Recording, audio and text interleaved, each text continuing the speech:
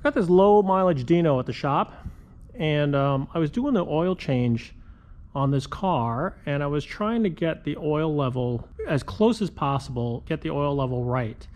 And I noticed that when I was a little low, let's say about a quart low, DInos take about 7 quarts, so I wanted to put 6 quarts in and just try to get the oil level to be perfect. So I was going to slowly bring the oil, add oil as I watched on the dipstick after I ran it and filled the filters and everything like that. And what I did notice is that with a quart low, the oil pressure gauge was kind of moving around a little bit more than I wanted, than I was comfortable with. So I was talking to a friend of mine, Eric Sander, and he works on a bunch of these things out in Los Angeles, and we chat about these cars, and he said, well, just for the heck of it, you should pull the oil pan off and check to make sure that the pickup is as far down as possible, because he's found cars that were never checked and the oil pickup is not at the exact bottom of the oil pan. And what that can happen is that you know, if it's not sitting at the exact bottom of the oil pan, when the oil is being circulated, it can actually cavitate or at least pull air in, and that's possibly, I know that was probably what was happening to my gauge when I was looking at the oil pressure gauge, and it was kind of moving around a little bit more because it was probably pulling in a little bit of air.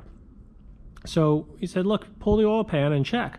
So I went ahead and got a gasket, and I pulled the oil pan, and I'll show you what happens. So on the DIno, there's a windage tray, and that little circle is where the oil pickup goes. And here, it kind of exactly encases the oil pickup. But what happened on this one was that when they installed the oil pan, it kind of got caught in that hole, and it kind of bent the pickup. So it wasn't exactly parallel, so it was capturing the oil pan when I dropped it. So, you know, again, it's just a little aluminum tube in there, so kind of had to bend it back straight. I don't know if that necessarily was the problem. I mean, I can see that the oil pan is pretty, or rather the oil pickup is pretty close to the bottom of the sump, so that's good. But the other thing I noticed, a couple of things, which makes me happy that I took this all out, was the other thing I wanted you to check. He said, Eric was like, hey, make sure that the baffles are swinging. So here's the oil pan baffles in here, and you can see the little doors that slide back and forth. And what I noticed was one of them was kind of sticking a little bit. So I kind of want to work on this one a little bit and see why. See if I can get to this one.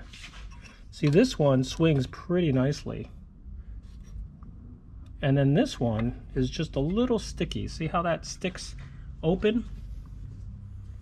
It's pretty dark because it's just a dark oil pan.